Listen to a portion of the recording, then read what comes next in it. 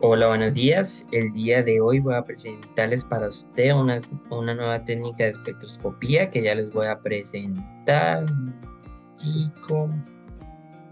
Y ya lo tenemos. Bueno, entonces, el día de hoy voy a presentar para ustedes la espectroscopía Raman, una técnica de espectroscopía.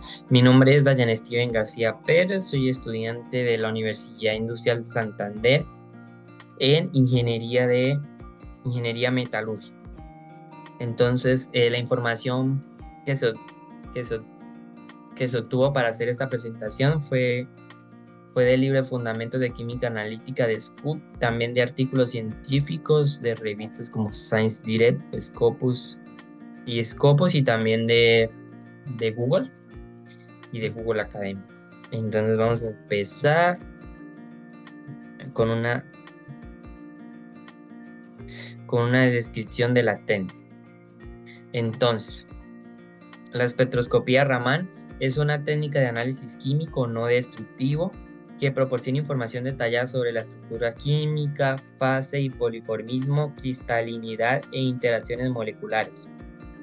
Entonces, como vemos, es una técnica que nos proporciona bastante información acerca de una molécula, de una sustancia, de un elemento, y que es característico característico para cada uno de ellos. Esta técnica es ampliamente utilizada en la industria farmacéutica, alimenticia, del petróleo, de caracterización de materiales, debido a, debido a la información que ésta nos brinda de cada uno de ellos. Entonces, ¿cuál es el principio de esta técnica? Entonces, la información proporcionada por la espectroscopía Raman es el resultado de un proceso de dispersión de la luz proporcionando información sobre las vibraciones intramoleculares e intermoleculares y pueden proporcionar una compresión adicional sobre una reacción también. Entonces, básicamente esta técnica se basa en que tenemos nuestra molécula y esta molécula se encuentra en un estado vibracional basal o característico, o sea, que esta vibra característicamente porque ese es su estado normal, normal, sí. Entonces, cuando irradiamos fotones de luz monocromáticos a la muestra, la muestra puede ser sólida, líquida o gaseosa. Esta puede transmitir la luz, puede transmitirla como dispersarla. En este caso nos basamos esta técnica se basa en la dispersión de la luz. Entonces, el fotón irradia la muestra y fotón dispersa, este fotón se vuelve a dispersar por la muestra. Entonces, esta dispersión nos da información acerca de esa molécula, elemento o compuesto. Entonces, es así como funciona y pues más adelante vemos que hay unas diferentes clases de dispersión y pues con la que se basa esa técnica pues lleva el nombre de la técnica la cual es la dispersión Raman. Entonces, la espectroscopía Raman proporciona un espectro característico de las vibraciones específicas de una huella molecular, y son valiosas para identificar una sustancia. Entonces, como venía mencionando, esta nos permite identificar qué sustancia tenemos en la muestra, ya que cada una tiene un espectro característico que llamamos huella dactilar, que es único y especial para cada compuesto, molécula o elemento. Entonces, esta técnica nos permite identificar, si no sabemos qué es lo que tenemos, identificar qué compuesto hay ahí, qué compuesto es el que tenemos ahí. Entonces, aquí tenemos la imagen voy a poner la lupita.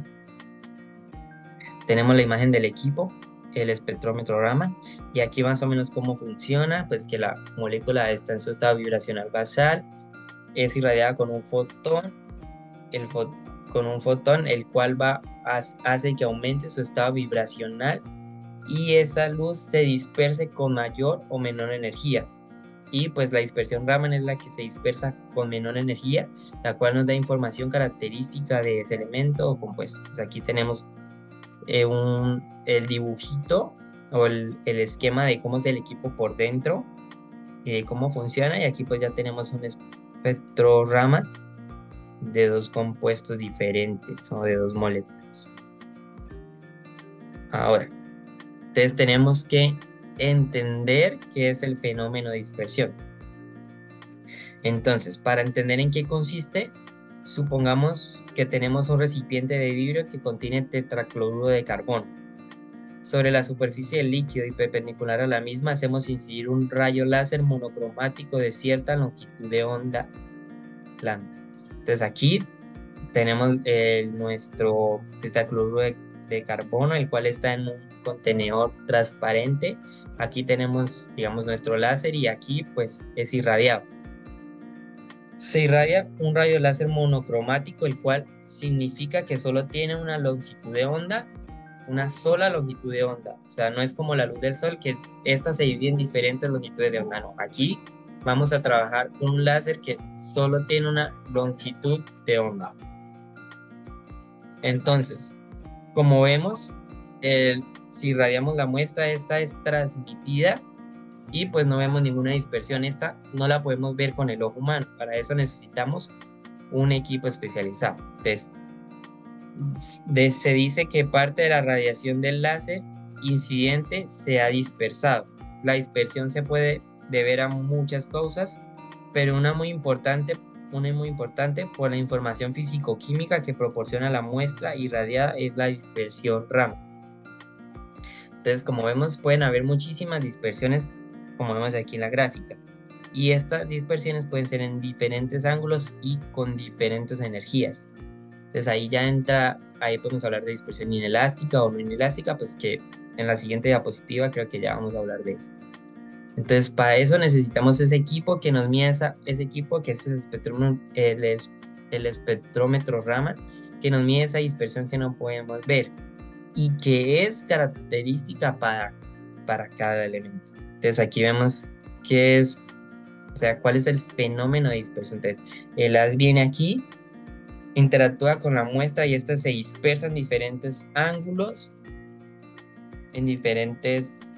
y nos da información acerca de el compuesto que está ahí. Entonces, ¿qué es el efecto Raman? Entonces, la interacción de la radiación del espectro electromagnético con alguna otra partícula mayor que la misma longitud de onda con la cual se irradia provoca que la luz se disperse de dos maneras: dispersión elástica o dispersión inelástica. Entonces, aquí hablamos del espectro electromagnético. Pues aquí tenemos una imagen del espectro que son las diferentes longitudes de onda por donde viaja la radiación electromagnética y vemos que el espectro se divide en varias regiones que van desde los rayos gamma hasta las longitudes de radio, bueno, y que estas varían dependiendo de su longitud de onda. La longitud de onda característico, bueno, con las que se trabaja este espectrómetro Raman va desde la ultravioleta, la visible y la infrarroja, pues que cada una tiene cierta longitud de onda. Y pues aquí vemos que el espectro visible está entre 400 y 700 nanómetros. Y pues aquí ya tenemos el ejemplo de dispersión de la luz blanca. O sea, cuando tenemos un prisma y lo irradiamos con una luz blanca, esta luz blanca es dispersada con diferentes ángulos, como vemos aquí. El ángulo rojo tiene un ángulo de dispersión diferente, el ángulo del violeta. Entonces esa dispersión se dispersa en diferentes longitudes de onda y en diferentes ángulos que son característicos para cada color. Digamos aquí un ángulo, este ángulo rojo, este ángulo es para el rojo y este ángulo es para el violeta, y estos tienen su respectiva longitud de onda que vemos aquí, que van desde 400 a 700 nanómetros. Así es como funciona esta técnica, ya que irradia esta y esta se dispersa en diferentes ángulos y al dispersarse en diferentes ángulos nos da información hacer diferentes ángulos y energía nos da información acerca de la molécula. Entonces, ¿qué es la dispersión elástica? Entonces, también conocida como dispersión de Rayleigh, ocurre cuando el fotón dispersado es igual en frecuencia, longitud de onda y energía al fotón incidente. Las variaciones en los fotones están dadas a través de factores como el tipo de material y el ángulo de incidencia. Entonces, ¿esto qué no quiere decir? Entonces, como vimos, tenemos dos dispersiones, de elástica o inelástica. La elástica la podemos llamar también Rayleigh. Y esta nos quiere decir que el fotón o la longitud de onda o la energía con la que irradiamos la muestra, esta se dispersa con la misma energía y longitud de onda, o sea que no se cambia. Lo único que cambia es el ángulo con el que esta se dispersa, ya que pues esto depende de la molécula y del material con el que se trabaja. Entonces, pero no afecta la frecuencia o la energía que tiene ese fotón. Entonces, el fotón es irradiado a la muestra y con la energía que entró es la misma energía que sale. Entonces es elástica ya que no se pierde energía. Pues aquí tenemos un ejemplo de la longitud del láser, irradiamos la molécula y esta se dispersa con la misma longitud de onda como vemos aquí del láser y esta la llamamos dispersión Rayleigh o dispersión elástica. Aquí tenemos un diagrama de los estados de vibración que como había dicho en la descripción de la técnica. Entonces aquí tenemos la molécula y está vibrando en su estado de energía vibracional estable o el de mínimo energía, que en este caso es el 0. Al ser irradiado con la energía del fotón, esta absorbe esa energía y va a estar en un estado de energía virtual, que este es transitorio y es muy rápido, o sea, lo absorbe y de una vez pasa a un estado de energía virtual que no es estable, entonces la molécula vuelve a su estado estable, que en este caso es el 0. Entonces vemos que absorbe una energía, o sea, está irradiada por el fotón, absorbe esa energía y esta molécula sube a su estado de energía virtual, o sea, empieza a vibrar con mayor fuerza. Y posteriormente, debido a que esta energía no es constante, vuelve a su estado normal. Entonces vemos que la energía que absorbe como la energía que emite o que disperse es igual, entonces llamamos a esta dispersión elástica o de Rayleigh.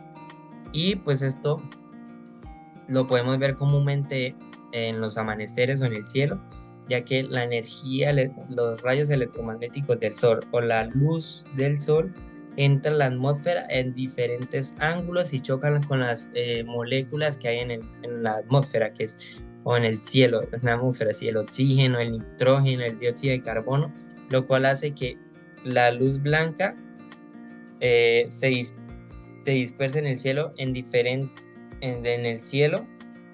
diferentes ángulos. Por eso vemos zonas naranjas, naranjas, rojizas y azules. Ahora, dispersión inelástica. Entonces, también conocida como dispersión de Raman, ocurre cuando el fotón dispersado tiene distinta frecuencia que el fotón incidente. Solo se da de una de cada 1000 a 10 millones de casos aproximadamente. Entonces vemos que no es muy común. Puede existir dos casos para esta dispersión. El fotón dispersado tiene mayor energía, entonces en este caso lo llamamos dispersión Raman-Stock, o el fotón dispersado tiene mayor energía, en este caso lo llamamos dispersión Raman anti-Stock. En las siguientes diapositivas vamos a especificar cada una de ellas. Entonces, primero, entendamos qué es la dispersión inelástica. Entonces, cuando la luz, el fotón irradia la molécula, esta molécula dispersa ese fotón, pero este fotón tiene mayor o menor energía, o sea que la molécula pierde o absorbe o gana un poco de energía. Entonces, ese pequeño cambio de la energía nos da información característica de la molécula.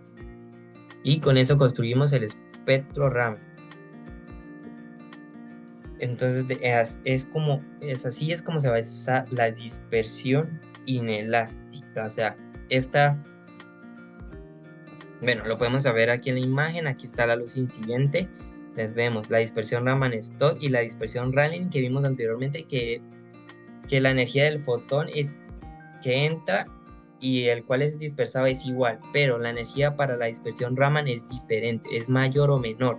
Entonces aquí vemos que es de diferente color. La dispersión Raman, energía menor, y dispersión anti-Raman, energía mayor. O sea que la energía con la que fue irradiada la muestra o el fotón entró a la sustancia es diferente a la energía con la que salió. O sea, va a cambiar tanto la frecuencia como la longitud de onda de ese fotón. Y pues aquí lo podemos ver, la dispersión de Rayleigh, que pasa a su estado virtual de energía, pero se devuelve a su estado basal o normal.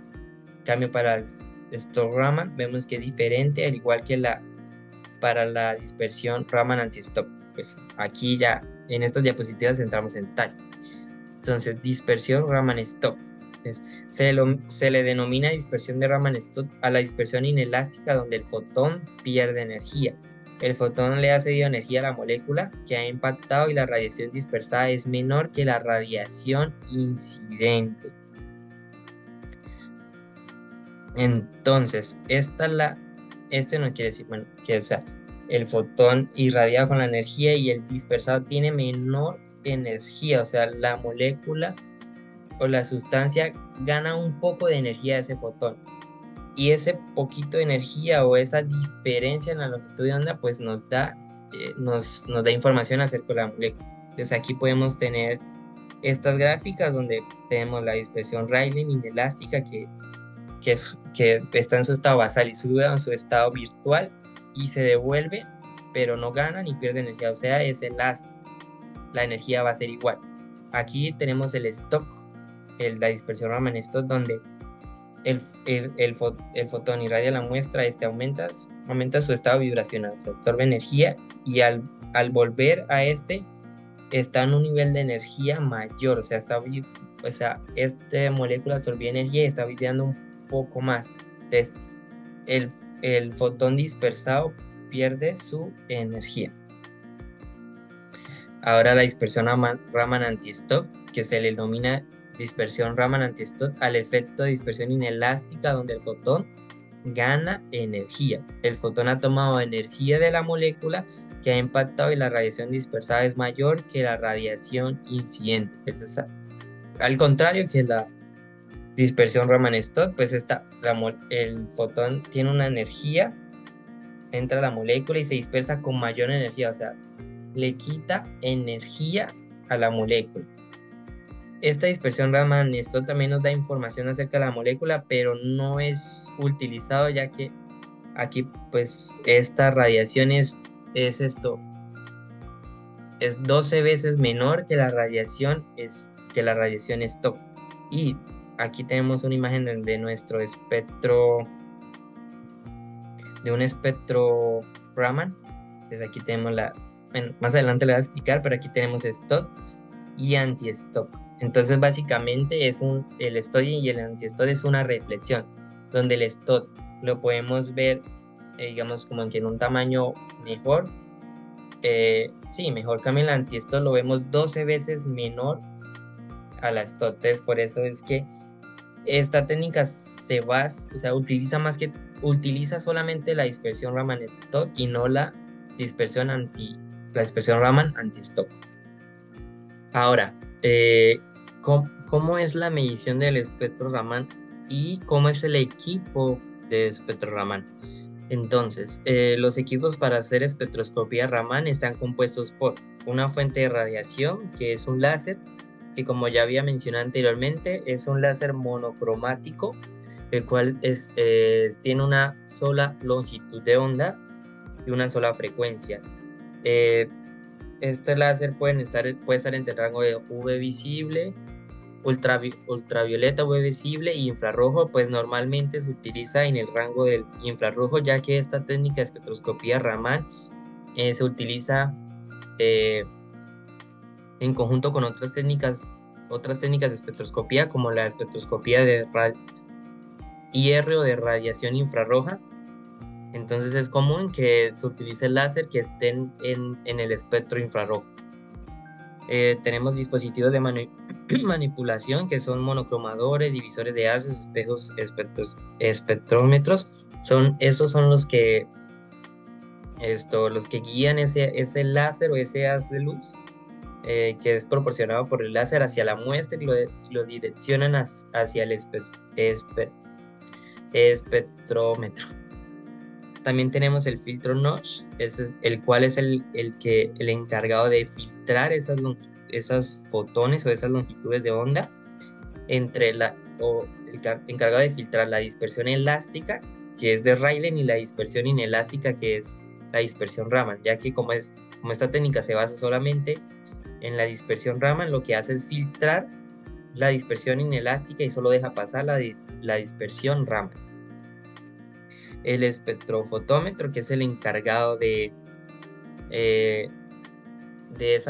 esa dispersión Raman, convertirla a través de unos dispositivos, convertirla en la gráfica. Eso es lo que nos dispersa y nos lo convierte en la gráfica. El dispositivo de captación CCDS, el cual es el que de forma analítica lo convierte, pues lo que recibe en longitudes de onda, las frecuencias, y eso lo convierte en la gráfica, o sea, creo que es o sea, lo convierte de esas señales, lo convierte en algo ya tangible que lo vemos en la gráfica. Entonces aquí abajo tenemos el equipo. Se me apagó la luz, cómo es el espectro Raman por dentro. Entonces aquí está el láser monocromático, los espejos, divisores de haz. Aquí la muestra, lo que hacen es que se prende el láser y a través de los espejos, divisores y lentes llegan a la muestra, la transmite, hace transmitancia y dispersión de los haces, y estos a través de esos mismos espejos y divisores de haz pasan al filtro Notch, donde ahí se filtra la dispersión inelástica con la dispersión Raman, dejando pasar solo la dispersión Raman, y entra el espectrómetro, en el cual a partir de espejos y la rejilla del espectrómetro convierte ese haz o esa dispersión Raman es como si pasara por un prisma y la convierte en los lo convierte en diferentes longitudes. Por eso vemos los diferentes colores, las diferentes longitudes, y a través del espejo pasa al detector CDC, que mide esas longitudes de onda, las frecuencias, para esa información convertirlo en el espectro Raman, que nos da información acerca de la molécula, el átomo o compuesto que estamos analizando. Entonces esto lo que hace es básicamente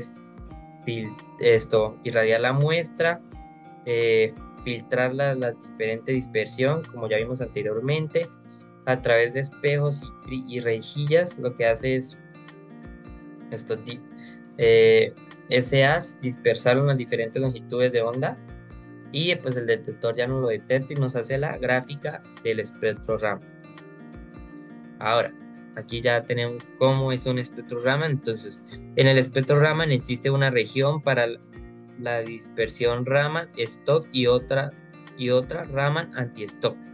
Es común quedarse solamente con la región Raman stock, ya que como vemos en la gráfica, aquí tenemos región anti-stock y región stock. La región anti-stock, los picos son demasiado pequeños. Se dice que son como 12% menores a los picos que nos da la región stock. Y pues aquí también tenemos una región, que es la región de Rayleigh, que es la región de dispersión elástica. Como había dicho anteriormente, pues el fotón que que irradia la muestra es dispersado con la misma longitud de onda y frecuencia, entonces este no nos proporciona ninguna información acerca de la molécula. Entonces aquí tenemos esta que nos separa la región anti-stop de la región stop. Entonces vemos que en la región stop los picos son mucho más altos, con una mayor intensidad que en la región anti-stop, y también hay una simetría con respecto a la región stop anti-stop, donde vemos que 1, 2, 3, 1, 2, 3, 1, 2, 1, 2, 3 es simétrica. Entonces por eso se usa casi siempre solo la región stop. Se usa la región anti-stop cuando hablamos de... Se usa una cierta porcentaje o cierta región de esa cuando estamos trabajando con aleaciones. Entonces aquí vemos que para cierto número de onda pues tenemos un pico de intensidad, y esto nos proporciona información acerca de la molécula.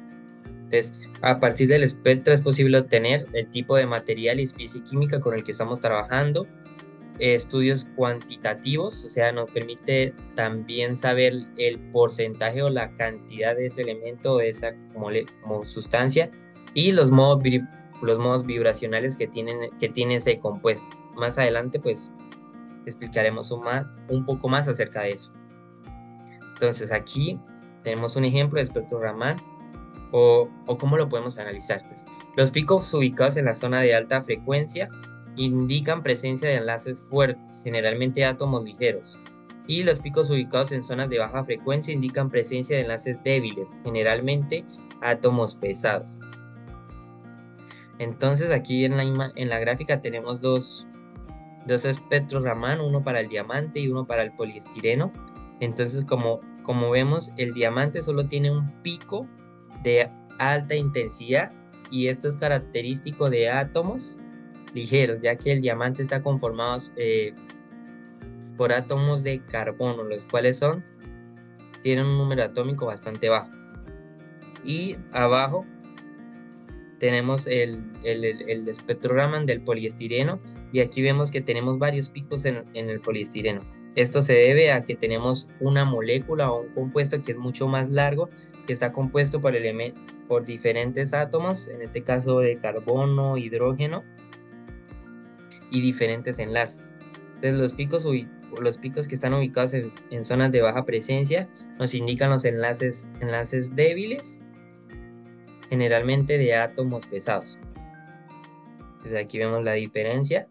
Un solo pico, ya que el diamante está conformado solo por átomos de carbono y tienen un solo enlace, por eso es que solo vemos un solo pico característico para esta sustancia, para este compuesto en el espectro Raman. Y en cambio el poliestireno vemos que tiene diferentes, debido a que tiene diferentes enlaces, porque está compuesto de diferentes elementos. Entonces, el ancho de banda a media altura del pico espectral indica variaciones de la cristalinidad y en la cantidad del material. Entonces, estos picos también, el ancho, aquí a media altura del pico espectral, nos indican la cantidad del material y la cristalinidad digamos, del grano o del compuesto. Entonces, que con esto también podemos saber la cantidad de material que tengamos. Entonces, así es como podemos diferenciar entre átomos ligeros, pesados, los cuales tienen una intensidad mayor una intensidad mayor para átomos ligeros, y átomos más pesados, los cuales su intensidad es más pequeña. Y pues esto también está relacionado con los enlaces. En el diamante pues solo tenemos un enlace, que es, pues, ya que está compuesto solo por átomos de carbono. En cambio el poliestireno, al estar convertido por varios átomos, tienen diferentes enlaces, por lo cual vemos aquí diferentes picos en el espectro. Ahora, ¿esto a qué se debe? Esto se debe a un cambio de polarización de las moléculas o de los átomos. Entonces, la interacción de los fotones con la molécula provoca deformaciones en las nubes electrónicas. Esta deformación es conocida como cambio de polarización, y cada cambio de polarización representa transiciones energéticas específicas. Cada pico espectral es un enlace en la molécula y tiene su respectiva vibración molecular. Entonces, como vemos, cada pico espectral es un enlace en la molécula y tiene una respectiva vibración molecular. En el caso del diamante, al ser un elemento puro, el cual solo está compuesto por un átomo, por eso solo vemos un pico espectral. En cambio, el poliestireno tiene varios. Era para profundizar y catalizar. Entonces aquí tenemos esta gráfica que nos ilustra el potencial, la energía potencial y cómo esta molécula con respecto a esa energía potencial, cuando es irradiada, cambia esa energía y cambia su polarización. O sea, ahí vemos un cambio de polarización en las nubes electrónicas de cada átomo. Entonces, como vemos aquí, es una nube redonda. Vamos vamos polarizando la molécula, cambiando de potencial, y vemos que estas nubes se van achatando, agrandando. Entonces, ahí vemos el cambio. Si esta molécula es de electronegativa positiva y esta negativa, vemos cómo se va cambiando la nube de electronegatividad, induciendo una polaridad diferente a medida que su energía cambie. O en este caso se refiere con la energía del fotón. Entonces vemos que aquí están muy pegadas, separadas, más separadas, y aquí muchísimo más separadas. Y esta separación es unida o va de la mano con las vibraciones. Entonces, cuando el fotón irradia la muestra, lo que hace es aumentar la vibración, aumenta digamos, la vibración de la molécula, la cual se encuentra en su estado de vibración normal, en este caso el menos, y vemos que va aumentando con la irradiación de la energía del fotón. Entonces cambia la polaridad y aumenta ese cambio de polarización se debe a su movimiento vibracional de la molécula, ya que esta se está separando. Ahora, pues aquí tenemos la vibración molecular, que está inducida por ese cambio de polarización que es producido por la irradiación de ese fotón, en el cual con la dispersión Raman absorbe, pierde energía de la molécula, absorbe ese fotón, esto va a su estado de vibración virtual y empieza a vibrar, o sea, cambió su polarización. Entonces, las moléculas o átomos se mueven de manera periódica siguiendo un patrón que depende de los átomos presentes. La siguiente tabla muestra los tipos de vibraciones moleculares o modos vibracionales. Entonces aquí vamos a ver los modos vibracionales más comunes de las moléculas que están inducidos por esa irradiación del fotón y esos cambios de polarización de la molécula. Entonces tenemos la de estiramiento simétrico, la cual los átomos se estiran simétricamente. Estiramiento asimétrico, uno se estira hacia un lado mientras el otro se contrae, como vemos aquí. El tijereteo, pues como si fueran unas tijeras. Bueno, aquí está en 3D, entonces no lo hago. El balanceo, de un lado hacia otro lado. El aleteo, que ya es fuera del plano, o sea, como está en el computador, saliéndome del computador.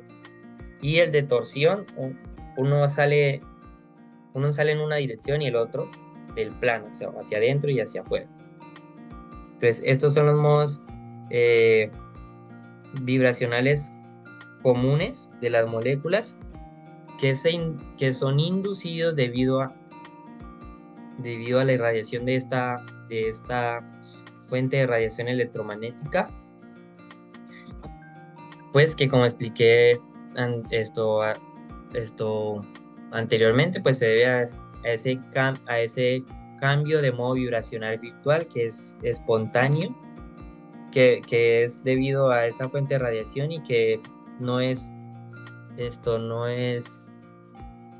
estable, sino que baja de un momento, lo cual o sea, se irradia, sube a ese estado vibracional virtual que dura por unos instantes y vuelve a su estado vibracional normal,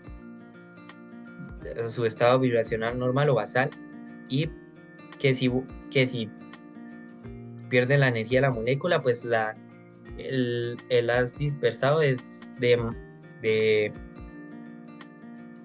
menor energía y pues así es que se mide el espectro Raman. Ahora aquí tenemos un ejemplo del espectro Raman ya con